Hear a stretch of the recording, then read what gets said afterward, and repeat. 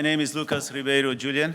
I am the DNV Regional Manager for West Europe, and I will be moderating this panel and with a very important voice for the shipping Germany industry. So today we have heard already a lot. Probably they will just complement some of the topics. I think most of the topics has been touched upon already, but I'm looking forward to hear from them. Their opinion, reflection on the topics that we will come together. So before I start, I would like all the panelists to briefly introduce themselves with the names and company and function. Welcome. Oh. So Lucius, if you please can introduce yourself.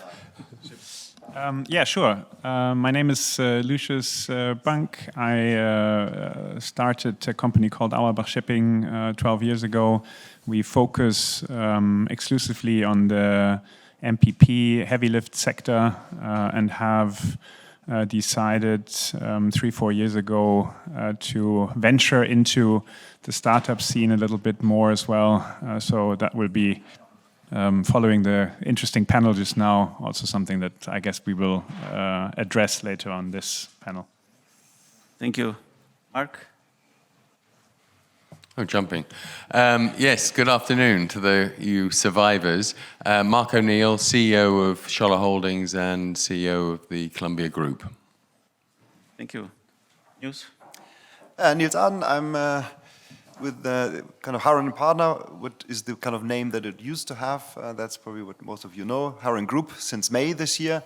I'm the MD of the group and specifically responsible for ship management. I've been in ship management for the last couple of years with Schifffahrt before, and actually the nice thing is that I joined my shipping life going back 20 years plus a little bit in Harren, where kind of it all started for me. So good to be back, good to be here. Very happy to have a good discussion here today. Thank you. Kurt? Hi, Kurt Klemme, Reederei Nord in Hamburg. I'm the Managing Director, CEO there. Thank you. Jan? Okay, so you have to be careful here and you have to be awake because you're jumping the line. Jan-Lars Kruse, I'm the Managing Director of Hartmann German entities, basically all ship management and ship owning.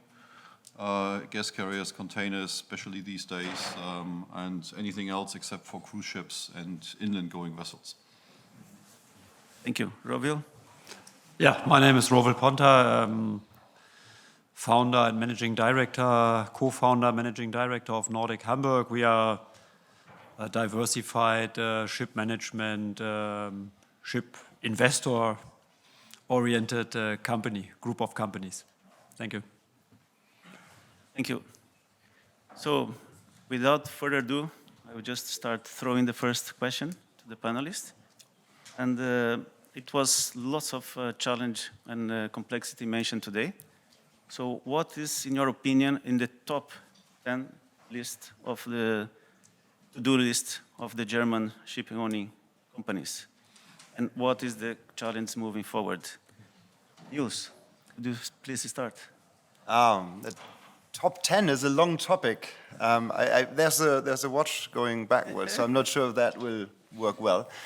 So I'll probably just describe a few things that I see. I think what makes sense is to zoom out a bit and kind of to not mix up the kind of daily noise on the desks, which those items that are kind of really of importance to the maybe not only German ship owners, but in general to shipping.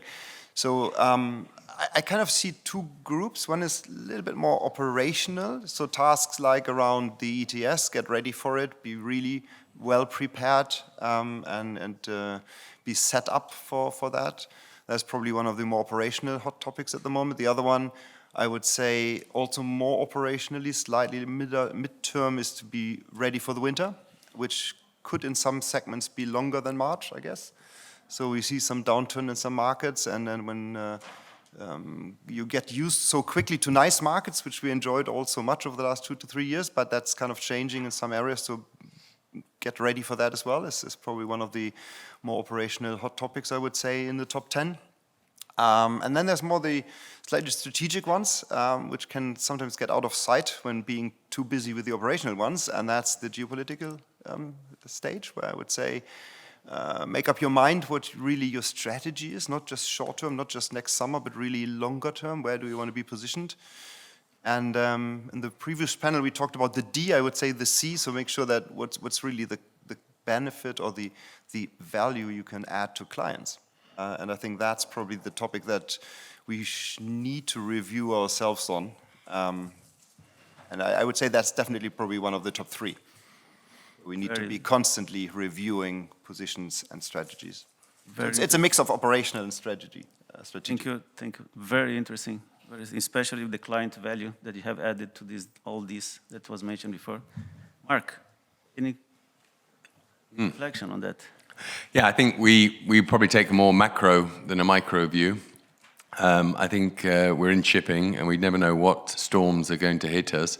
So top of our list is ensure resilience, and that's financial resilience, operational resilience, and people resilience. Secondly, ensure awareness. That's the geopolitical awareness. The world seems to be getting ever more complex. And only yesterday I was called by a client saying, how does this affect you? And don't know yet. Situation in Israel. But also awareness on the tech side, on the alternative fuel side, on the IT side, some of these great new ideas, which is why we've started Galactic Beacon, to capture some of that energy and some of that foresight and incorporate into our operational mode. Thirdly, reduce exposure to the tech side, to the people, to the alternative fuels, and make sure we're on the front edge of that wave of change that seems to be hitting us from all directions. Fourthly, remain client-facing.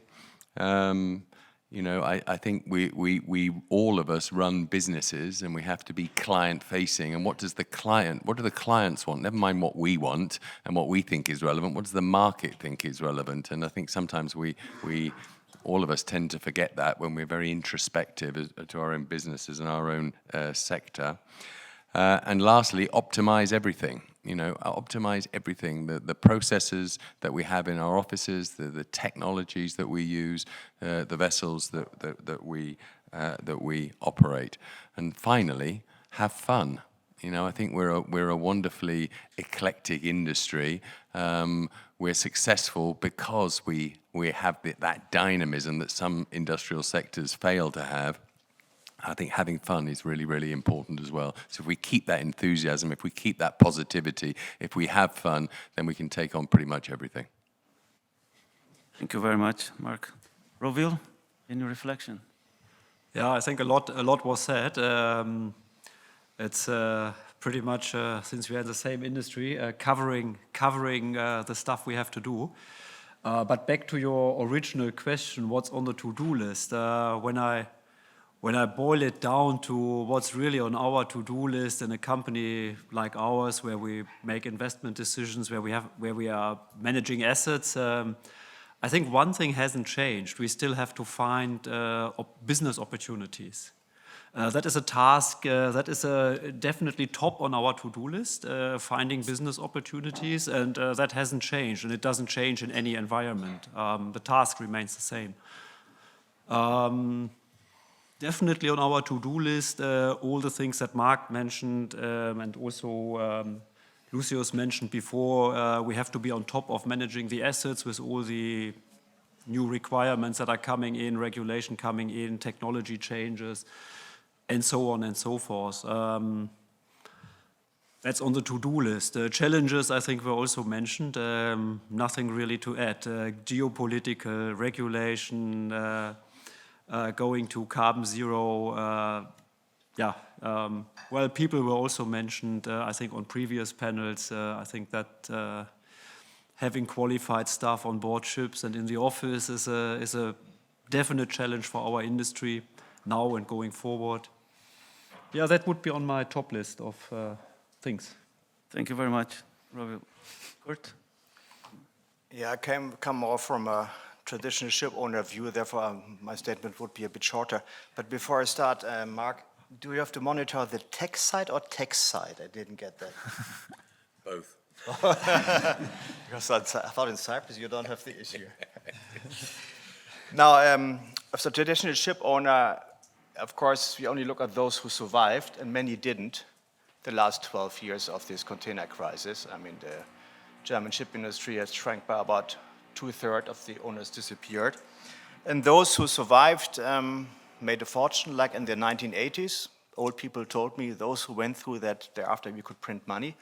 And the traditional owners are pretty comfortable. They're sold, fixed long, and sitting on a big cash book, even after they repaid our loans, because now the high interest is not making attractive keeping the cash.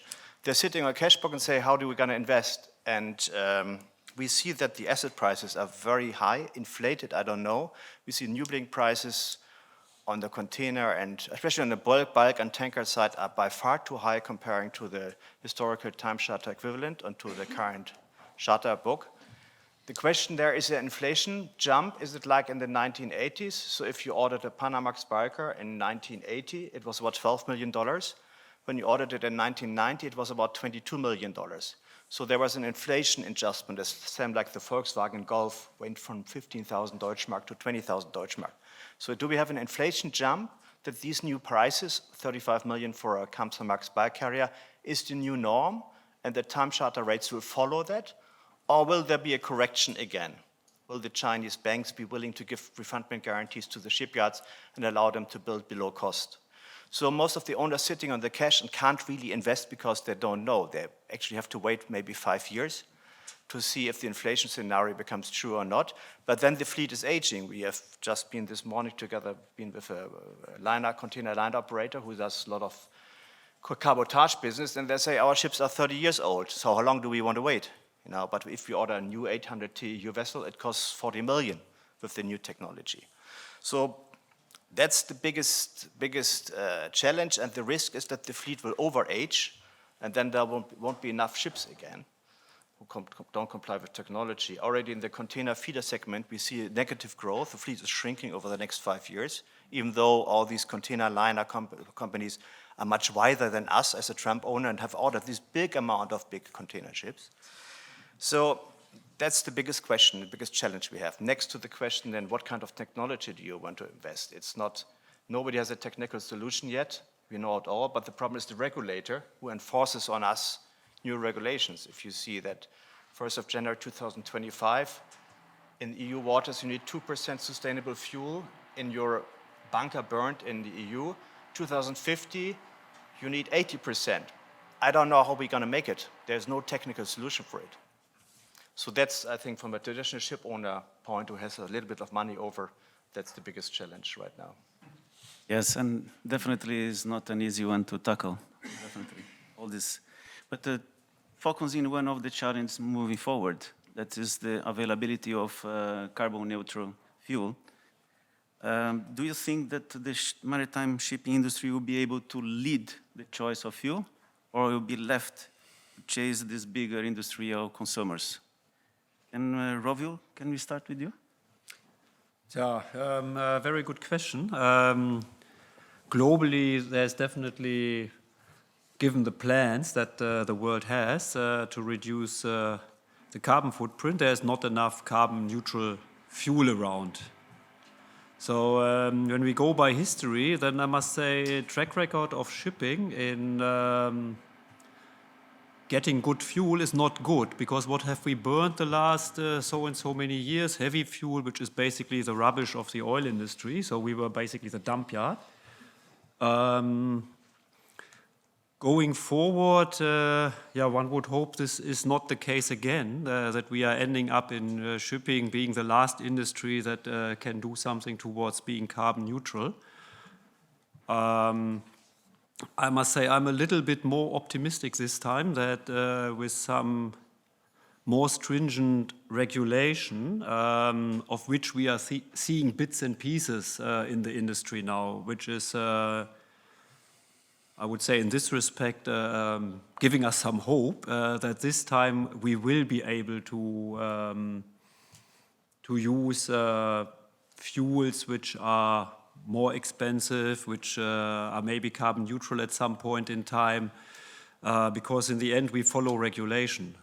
if our regulation in the industry requires this, supports this, if EU ETS makes it financially attractive, yes, we will be able to secure these fuels once they are technically available, which is another topic. But yeah, my answer to that question, we will use the right fuels in this industry if we have the right regulation. Thank you very much. Jan, do you agree with Rowil? To a certain extent, yes, but to another extent, not so much, to be honest. So the question, I mean, will we be able to lead the choice of fuels? A quick answer is no, I don't think so. We had this earlier on the panels as well. So what I'm concerned about is on the overall macro level at this point. The least common denominator we have as an industry, as a world, in all the different aspects of living, is we want to get greener, we want to decarbonize, we want to make the place worth living going forward. So the smallest or common denominator for this is green energy. So we know already today then even whatever we can achieve in building up green energy production from solar, from wind, from water energy sourcing will not be enough to cover everything that we want to decarbonize. So my question rather is the amount available for green power, is that being put in the right perspective where we want to deploy it today? Let's say in the next 10 years, we know we have X amount of megawatt hours of green power. We do Z amount of green fuels. Is that rightly deployed in shipping? So I rather come from the view, we have regulations, we have politicians which ask us to do things. I fully agree with that, and I think we all should do the bits and pieces which we can. But at the end of the day, I'm missing someone who's sitting there and saying, okay, where can we deploy the amount of green energy that we can produce the most effective today? So is this shipping? We had this question earlier in one of the panels, and this is what I totally agree to. So why don't we use the scarce source of green power today and deploy this in those industries, in those segments where we have the biggest effect on the climate at this point in time? Yes, it's a bit of asking, okay, leave shipping out for the time being or for a certain period of time, etc. But I think this is the smallest or the most effective way of using the scarce source of green energy. Nobody's asking this question. Otherwise, we have the choice, okay, will we find a fuel which nobody else wants to use, like in the past, and this is what I agree. So we take the rubbish from the oil industry and burn this because nobody else could use it, or you can tar your streets with it. Highly unlikely, because this will most likely also not be green fuel. So, and then if we have to fight for the green fuels which are available or which are really green, then this will be a fight for money. So who will be able to pay the highest price? And I'm concerned that shipping is not the industry who is able to pay the higher price than chemical industry or cement industry or the automotive industry, who also need the same amount of green energy. Yeah, and also the maritime industry has a very large portfolio of type of fuel that they can use, and the other sectors are very easy to serve. Mark, do you have any reflection? Yeah, my answer is not a hope in hell. There's not a hope in hell that we will lead the choice of fuels. I think anybody with any knowledge of infrastructure and alternative fuels knows full well that we simply will not have the infrastructure available anyway within the deadlines for wider industrial sectors, let alone shipping. And shipping contributes 2% of the emissions. Power stations contribute 73% of the emissions. So I fully agree with what Lars said. Much better to dedicate those alternative fuels, those green alternative fuels, to the power stations. And then you might just find that you've already achieved your global sustainability levels. Don't forget, a certain amount of carbon emissions are needed on this planet. And I don't think the whole environmental debate, the sustainability debate, is mature enough to have to make these sort of decisions. If we can supply our power stations with green fuels and we take out 73% of the emissions, have we actually achieved a sustainable level? That's a question that's just not being asked. Everyone is rushing for zero emissions, which is not sustainable necessarily. So I don't think there's a hope in hell of shipping getting hold of these alternative fuels. There won't be the infrastructure available. Yes, we have to invest a certain amount in the possibility and for the future, because we do have to renew our fleet. But I think the answers will come from different sectors that are much more at the coalface. For instance, the automobile sector. The automobile sector is usually looking at battery, and it's also looking at carbon capture. And carbon capture seems to be a much more viable solution for us in the short to medium term. But will we actually get our hands on these green alternative fuels? We certainly won't be leading that charge, no. Thank you very much, Mark. Now we move to another challenge that was mentioned here, that is the digitalization. The digitalization continues to change the world, and Germany has been known as the home for innovation for a very long time. It is at the moment Germany leading the innovation on the maritime industry or the digitalization process. Lucius, I start with you. Sure.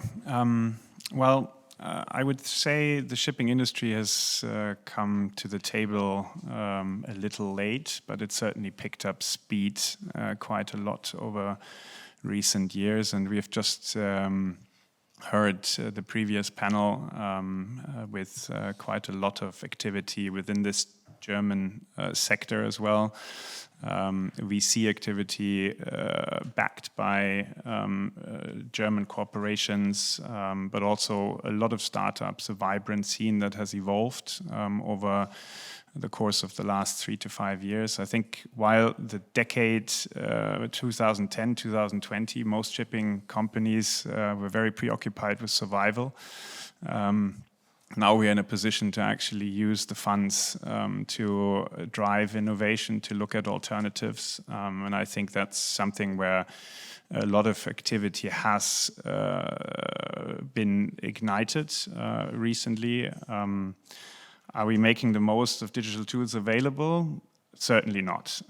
I would say at the moment, the key challenge is that a lot of people are looking at it and thinking, there is potential in it and efficiency gains to be reached, but there's a wide gap between the willingness to think about adopting change and to actually implement it.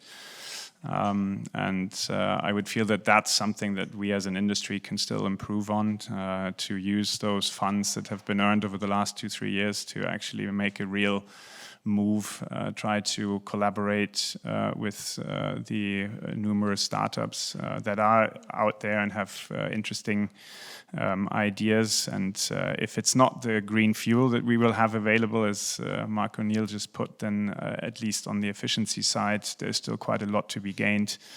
Not only by measures of retrofits, but also through adopting efficiency, digitization models. Thank you, Lucius. Nils, anything to add? I think, first of all, it's a little bit tricky to benchmark for kind of local areas like kind of say in Germany, right? Because if you benchmark Germany on the digitalization journey, I think we are within shipping probably not so bad. We are not kind of the best, but we are not Singapore really, but we are probably not Tel Aviv, but we are not bad. We are probably somewhere halfway, I would say, maybe at the 60% level roughly.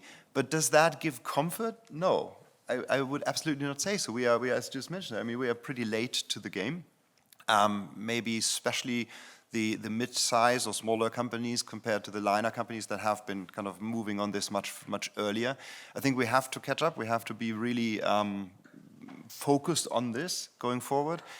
And the also in the previous panel, we heard about that kind of the difficulty sometimes to get it implemented, right? Because there's a willingness in many management organizations, I can confirm that. But it's not always easy to get it implemented. I sometimes get the red kind of stop sign from departments say it's enough, not another trial. But what I really like, and that's kind of happening over the last couple of years, it kind of accelerated, and it's good to see kind of the previous panel also to have various supporting organizations to facilitate startups, is that what we can do is really offer our ships, our organization, our know-how, our experience as a trial partner and as a platform for startups to try out, is their solution really a good solution? Does it work? Does it work for us? Is it actually a solution to something, or is it just a nice idea which no one really needs? And I think we are getting better at this, but we need to be careful not to kind of be too proud of what we've already achieved. I think we're just at the very beginning. And after we just installed Starlink on our ships, on some of our ships, it's very great for the crews. They love it. But in fact, it's not about being even closer to your families. It's kind of opening up a completely new chapter of digitalization going forward. And it gives you a little bit of a feeling of what the voyage and the speed of the voyage might be. And that brings me back to my point where I say we are just at the beginning, and we need to be really sharp on this. And maybe one last point, because I really I like this topic because we see a lot of good ideas coming in, really. It's, the point that I just see is the more kind of smaller focused startups we see, the more fragmented the whole thing gets. And if I can just kind of, if there's any startups out here, I know at least there's some people that can support that, is that we need them to think in a connected way, right? We need the interface between it, because if we just have a super fragmented collection of startups, it's not really, it's solving individual problems, but it's not solving our overall problems that we need to kind of solve to deliver to our clients, right? So we need this interface thinking. And that's something which I worry a bit about, that it could slow us down again. But generally, I'm positive, but it's a long way. But it's an interesting way. So let's be supportive. Thank you, Nils. Very good reflection. And Rowil, I see that you are nodding. Do you agree with the?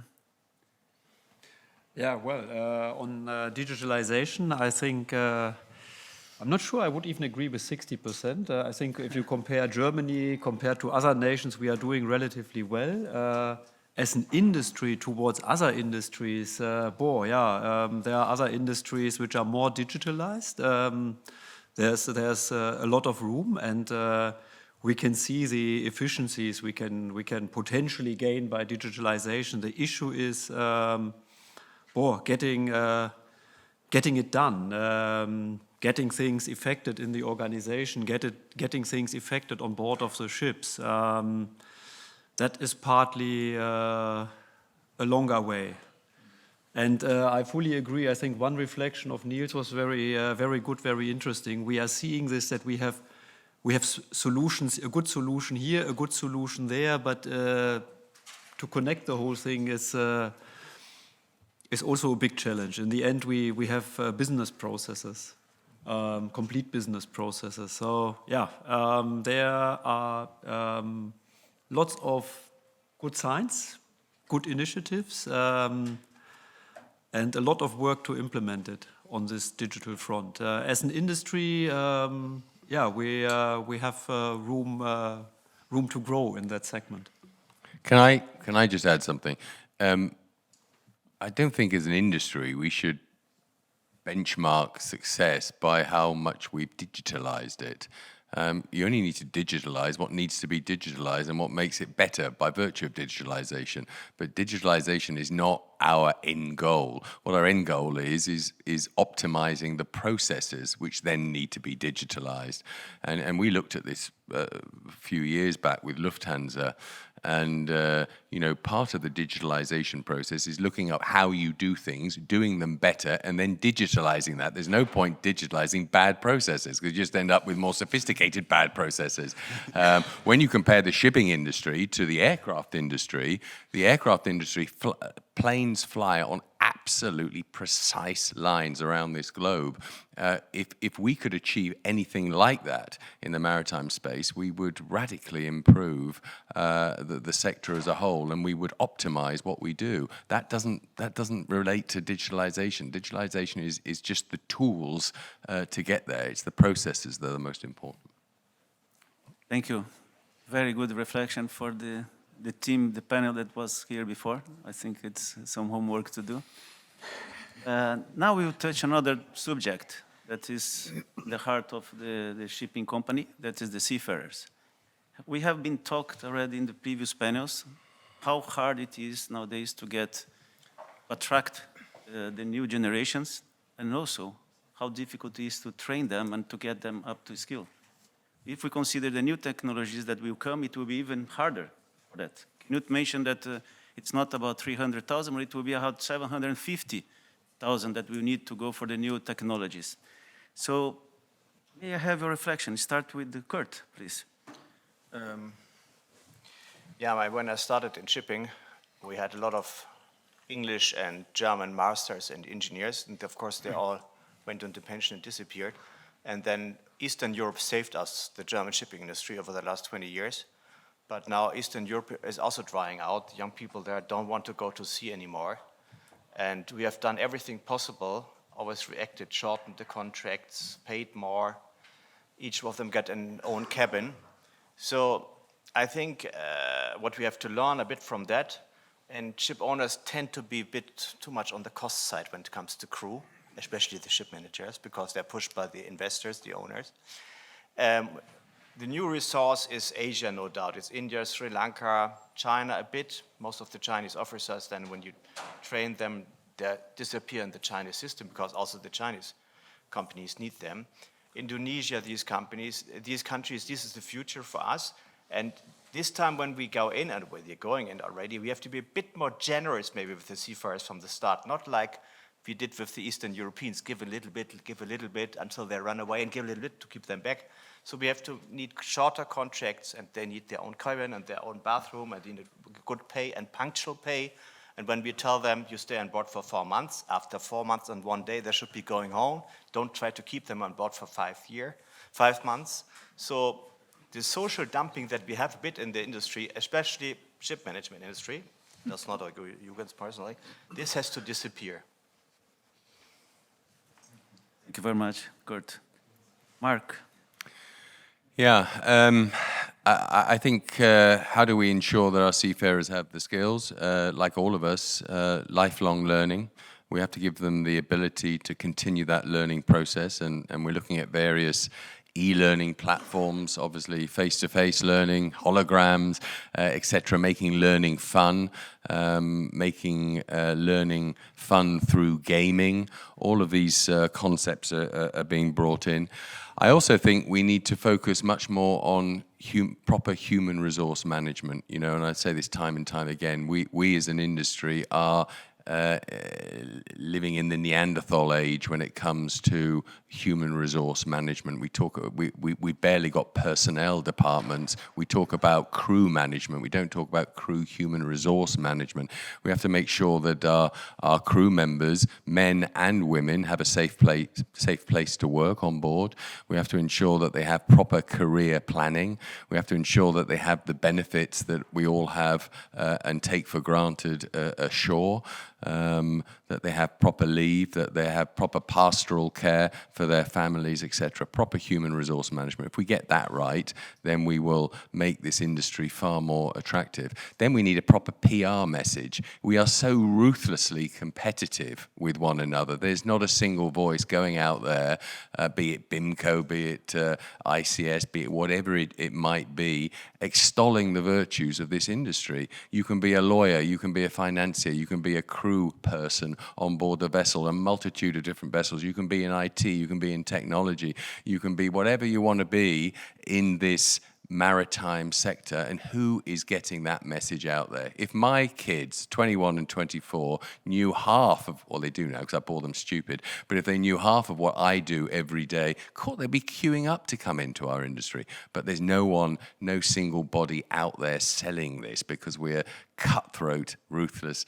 competitive. And if we got over that, just on that single point, we'd attract many, many more people into this industry because it's a great industry. We all love it. Thank you, Mark. Impressive. Because we are just asked to treat them as would they be treated on shore. So, Lucius. Yeah, may I just add, I think in terms of the bodies, I think we should probably all look at our own desk and our own willingness to tell these stories that you mentioned, Mark. And basically, I mean, when you just look at Germany and the need to attract talent to our industry, both locally and globally, I think one of the problems is not necessarily only the cutthroat competition, but the fact that a lot of companies just simply are keeping the stories to themselves and not acting as in other industries, trying to use various channels to talk about this adventurous industry that we work in and that we love. A lot of people, enter the industry. They are in there for 3 months and they're hooked and they stay on for the rest of their lives. I think this is not too many industries where you have that. I think it's rare that people would actually leave the industry 5-6 years in because they just feel that so much to learn over the course of a career. And I think there's a lot that we should probably look at ourselves as well and have the courage to talk more, to use the social media channels, etc., to talk about shipping and to attract additional talent and thereby support, let's say, the combined PR message that large organizations can also deliver on behalf of the maritime industry. Thank you very much, Lucius. So that was impressive. Anyone? Yes. Just make one addition here. I fully agree that we need to be more outspoken on this and to make it more public. And I think that's an issue that we've been identifying for a long time, but not really managing. But I think the key thing goes down to every shipping company to really treat their people on board as colleagues, just in another office which is afloat. And I think that's the starting point where everyone can make a difference. And for example, in the Harren Group, we simply see them and we talk to them and we treat them as colleagues. They're just not in the office, and that's the only difference. And I think that that way of treatment to make someone feel like part of something, that's a starting point that's kind of very well perceived, and that every shipping company can do easily. Thank you very much, Nils. And just to add, and they are not sitting in the office with a nice temperature, with the nice weather and everything. Lots of times. They have better weather sometimes. Germany, well, never mind. Exactly. One comment we should also not forget as an industry, we have definitely an issue with motivating and staying in touch with our seafarers, making sure we have the seafarers we need as an industry. We also have an issue on the land side to attract talent in our industry. And that is a growing problem as well.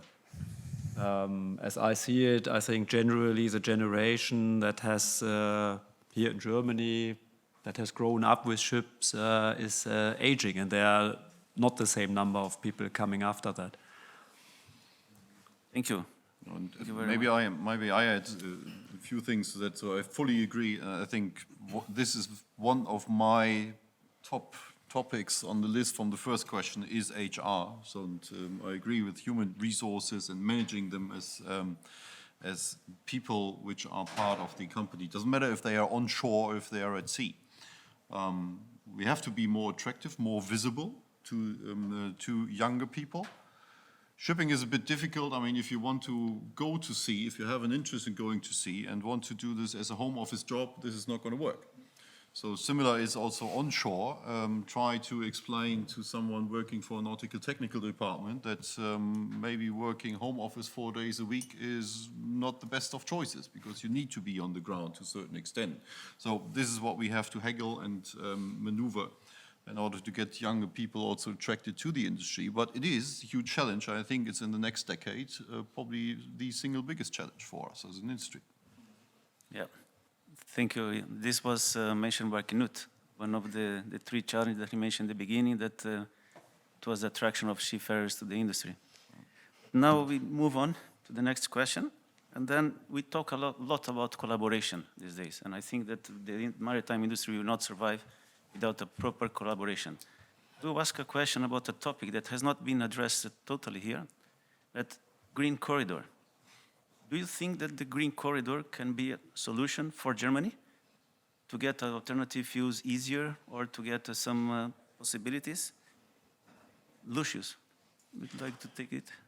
Yeah, I mean, whether for Germany or in general, I do think that it does make sense to look at green corridors because, I mean, as others on the panel have discussed earlier, I mean, it requires a lot of funds and we will not have them available like the green fuels, the alternative fuels globally at the same time. And in order to structure a situation where people have some security in terms of their investment activities, I think it does make sense to define certain corridors in which the entire value chain can be looked at. And I mean, this was discussed earlier on the investment panel as well, that currently there's hesitation to decide on new builds. I mean, of course, because prices are quite inflated or are high, but also because there is, it's unclear whether the new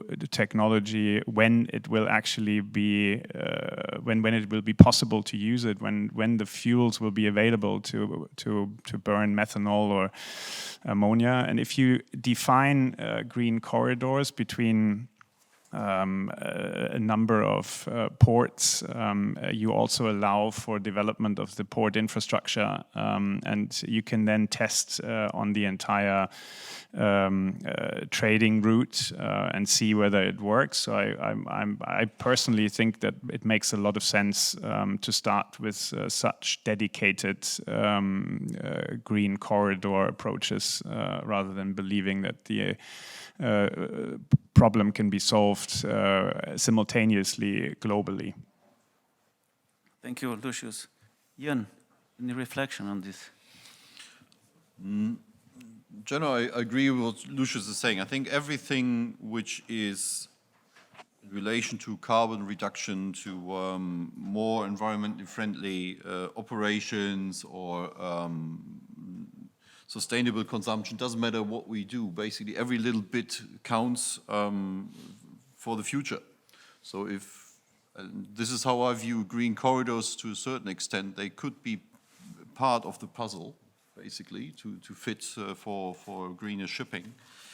Question I'm having then, I'm not an expert on green corridors, to be honest. I haven't spent significant times on that in looking at it. From my understanding, at least, this is something which probably is rather to the benefit or easier to obtain for liner companies, traditional liner services at this point in time. So also to certain segments like the container business, for example, going from A to B, having certain trade routes which are fixed. So difficult if you look at bulk carriers or gas carriers, for example, if you have smaller gas carriers going to different places, not typical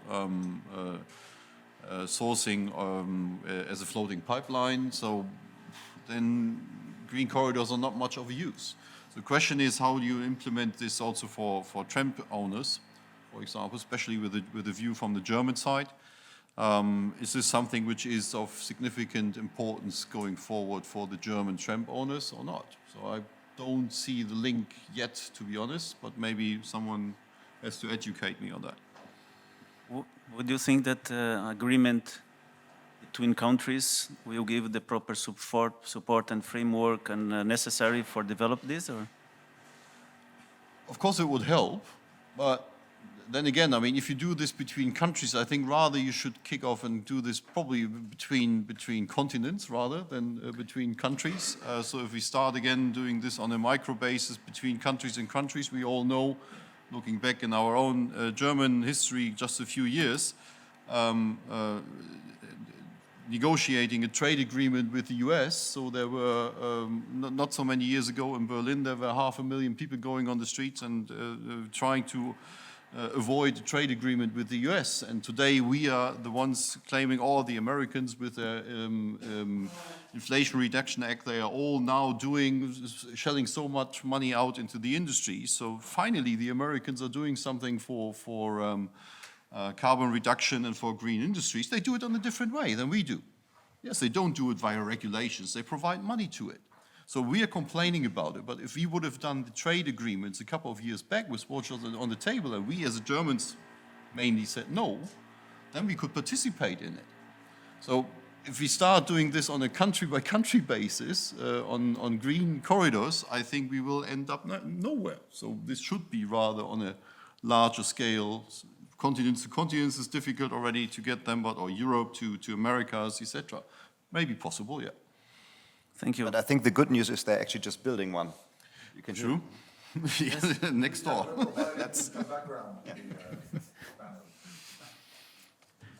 Moving forward, Germany has a very long history in shipping, and lots of lessons have been learned on the past.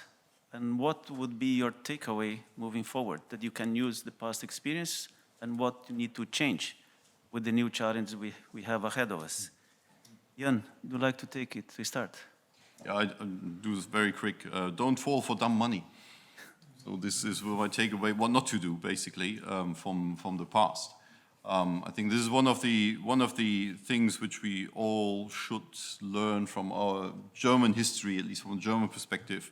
It was way too easy to get money into shipping for a long period of time, for different aspects. So there's no shaming or blaming on banks or owners or investors at one or the other. So it's not of pointing fingers at anyone. But if it's too easy to get money into a certain system, doesn't matter if it's debt or equity, with nobody asking questions for the economical sense behind it, and this is maybe the gist out of it. Money was deployed into shipping truckloads without anyone asking if this makes economical sense. So if there is a trade route behind it or whatever. So the only decision was because it's saving taxes. So you could get your tax losses driven up in the beginning, then you have other tax decisions. So this is never a good decision to make an investment. Not for a bank and not for an equity. So this is probably the one takeaway I would take not to do going forward. So this is hopefully a lesson we've learned. On top of that, I think it's difficult not only for German shipping, but with the history, especially in the 80s and growing in the container business. I think it's difficult for Germany going forward, for German ship management going forward. Going for standard shipping segments and to compete with the international competition on ship management. I think you need to find a segment which you can specialize on and where you have a unique selling point, so let it be on the technical side or whatever it might be, or on operational side. Just doing the standard shipping, bulk containers, etc., for a German shipping entity, ship management, competing cost-wise with other players out there, I think is not going to happen going forward. So this was possible in the past, but I think the competition is much fiercer today. So this is going to be difficult. So at least for me and for us as an organization, we have been focusing very clearly on certain segments with an additional technical expertise, which we have in the company, which we have built up, and building the skill sets and the expertise of the people at the end of the day. So this is the USP I can bring to the table, and this is what I can then survive. So today you have dual fuel engines, you have all the other different technology developments, etc. So this is much easier to defend at the end of the day if you are driver of such an industry or development. What to keep from the past? So this is very good. We had this topic on Kruse and staff just a minute ago. So I think this is one thing which I would view, at least with my glasses, that German ship owners in general have done very well in the past. So keeping or training their crews, training also their people on shore, but especially on the seafarer side, and keeping them close to their chest, also with soft skills, or trying to get them into a more familiar or family-like environment, and getting them to feel as colleagues on board. So I think a lot of German ship owners have done in the past a very good job on that. So and this is definitely something which is something to keep. So without people, all business is nothing. And this is something which we should keep from the past. Thank you very much, Jan. Very good reflection. Kurt, do you have any comments? Yeah, first I would disagree with Jan in terms of ship management in Germany. I mean, you need a bit of fire here on the panel if you agree. Come on. And no, we do ship management in Netherlands, in Cyprus, and in Germany, and we always have been monitoring where to move, what's the best place, and we have just 3 years ago did a full study again on ourselves on Singapore, Philippines, India, and so, and on costs in terms of legal safety, legal security, and availability of personnel, and that's the key point. The superintendent more or less gets the same wage now around the world, the same net wage around the world. And taxation. And Germany is relatively high on the list because you get the people here, you get the good engineers, mostly from Eastern Europe nowadays, and most of the other back office functions, which are too expensive in Germany, you're digitalizing. You have a higher level of digitalization than in other countries. So the overall cost level in Germany is not so bad, especially when you see that we have relatively good tax environment and legal reliability. That's the first point. This other point, yeah, in terms of what's the shipping place in Germany is taxation. Always, you know, we are competing in an industry where nobody pays taxes. This seems to be an illness in Greece and is anywhere in Asia as well. And so when the German government in the 1970s raised the asset tax, the new social democratic government, when they have been in power first time in the new republic, they raised asset tax and then a capital gain tax and so on. In the end, you had to pay 2% on your equity every year, even if you made losses. And this caused a lot of ship owners to die. And those who survived, most of them have the smarter ones who moved to Cyprus. That's why Cyprus took such a boom in shipping in the 1980s. And then the tonnage tax was introduced in 1998 after pressure from the EU, or the EU saw the problem. The industry, we're losing the industry, introduced this guideline. It's only a guideline. First the Netherlands introduced it, then Germany followed. And the Germans then said, okay, that's okay. And the Ministry of Finance never liked it. You know, they're too far away from the coastline. They rather subsidize shipyards with hundreds of millions of euro than supporting a lively and healthy shipping industry. And so they started to raise taxes all around it. You know, insurance tax, income tax on the people, and capital gain tax on the cash that you have, even if you need it for OPEX and for bunkering and whatever. While the other countries in the EU have done the opposite. In Netherlands and Cyprus, they have a special scheme. If you come there as a high-qualified engineer, you get 5 to 10 years tax rebate, because they say we want high-qualified workers in this country. And capital gain tax is what insurance tax, they never came to this idea. It is pretty stupid to raise it. So, and that's the risk in Germany, that our government in Berlin is too far away and the Ministry of Finance is always trying to cut corners, and that the industry might leave again for that reason. And nowadays it's very easy to leave in Europe, in the EU. That's my statement. Thank you very much. Impressive with the... So, Nils, do you agree with Jan or with the Kurt? You're or coming you have back to different Jan. point of view? I think our announcement last week speaks for itself. How does it look? Now we looked at it, and we are clearly pro the German market, but not only, but also for its history, because what the history tells us is nothing about the future, but what it provides us is a huge, strong foundation of knowledge in all maritime fields. Maybe to a lesser extent going forward with seafarers, but everybody else is here. And that's all what we need. And So I think the history, there's gone lots of experiences, good and bad, but I mean, it's just a super strong foundation. A lot of countries are very kind of jealous that we have that in that extent and at that depth. And I think that's kind of what history brings with it and provides us as a foundation going forward. Cost-wise, we're actually not unhappy. And I just came back this morning from Istanbul, and Istanbul is a much more expensive place for superintendents. So we are happy to be here in Germany. We're happy with the overall, as Kurt mentioned, with the legal environment. We're happy with the cost levels. We are happy with the general predictability. We're happy with the real estate rent prices compared to Singapore and other places. It's actually not a bad place.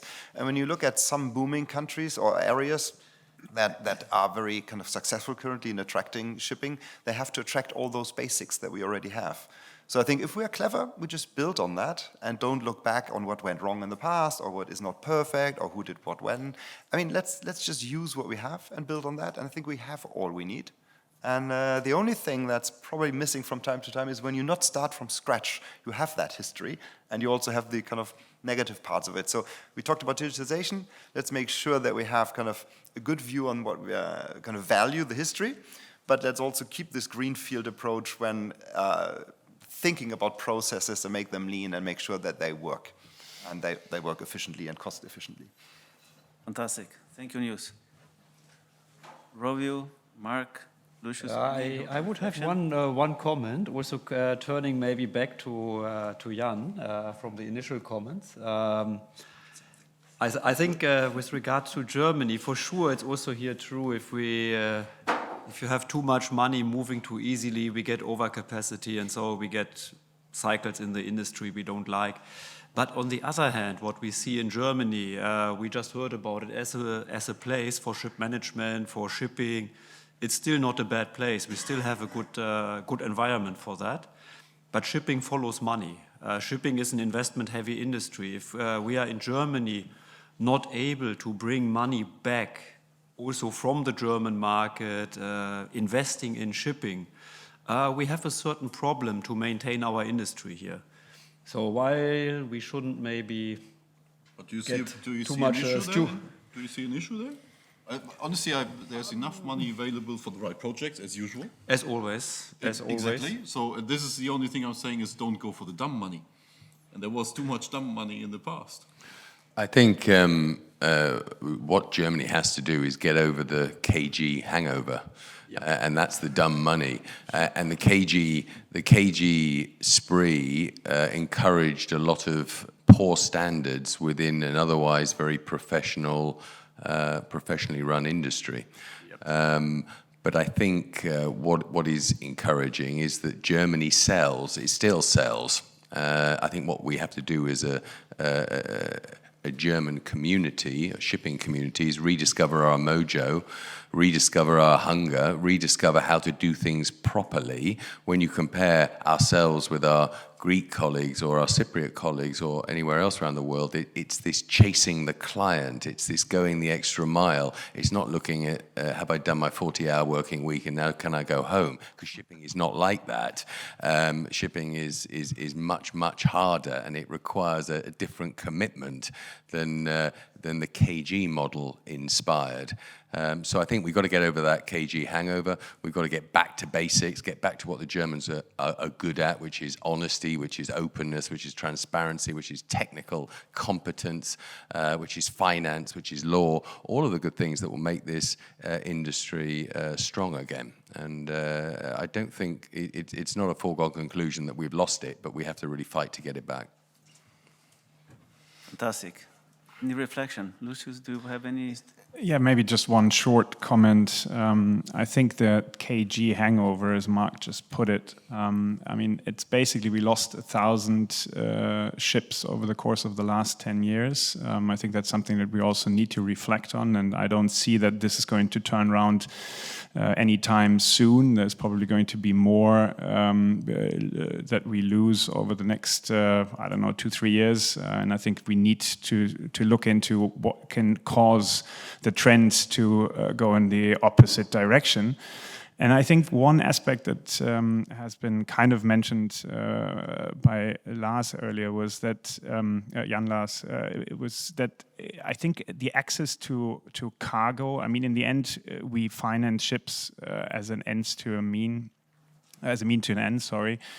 In the past, in the KG time, there was just cheap money available, and there was all sorts of SMEs propping up that were delivering technical management, but in the end, they chartered out to companies that were not based in Germany. And I think when there's one thing that I would wish for the future, it's that we have more commercial activities. We're closer to the cargo going forward. We are not just focusing on the asset, because this is what Germany used to be, or that's what's been built up over the first 10 years of this century due to cheap money available both on debt and equity side. But I think what we lack and what we need to work on harder is to get that cargo, because that's what it's all about, right? We're moving cargo, and yes, of course, it's an international industry, and we can also fix with a Dutch, a Danish, and a Singaporean-based company. But I think we need more direct commercial activity in Germany, and that would be a base to actually build up the fleet again as well. Thank you very much, Lucius. Couldn't agree more. Reflection. Yeah. So I think that we have 30 seconds. Kurt? Yeah, I just wanted to ask Jan, you said the KG money is back. Did you raise any equity for a KG project? Yes. Or is it possible? Yes, on a Really? regular basis, of And course. ticket size, it's again 20,000? No, I mean, not talking about retails or whatever, but of course, I mean, there's enough money in Germany. Yeah, there so is, It doesn't yeah, matter. but- I mean, the KG, it's negatively implemented KG, but at the end of the day, it's just a legal entity, which Yeah, is sure. the KG. So, I know. of course, you can still invest into shipping, and we do it as a private placement or club deals, etc. There's enough money in Germany still for, again, the right projects. The same on the debt side. Of course, you can source debt as well as equity also in Germany. And don't get me wrong. I mean, I'm happy that I sparked in the discussion here. So I'm not singing the deathbed or death song for the German ship management. But I think it's going to be more difficult going forward than it used to be in the 80s or 90s, because it was way too easy. So I think exactly what you all said. We have to emphasize more. Let it be on the cargo level, or let it be on the customer level, on the charters, etc. Understand more what we are there for. So that was probably sometimes too easy in the past, and too easy for some people to step in, also for the money to step in. So let's just remind ourselves about the history, which probably not always went right, and learn from that for the future. Thank you very much. I think we just ran 1 minute out of time. We need to close the panel. I was really delighted to have this gentleman here in the panel. I would like to have a big applause for them.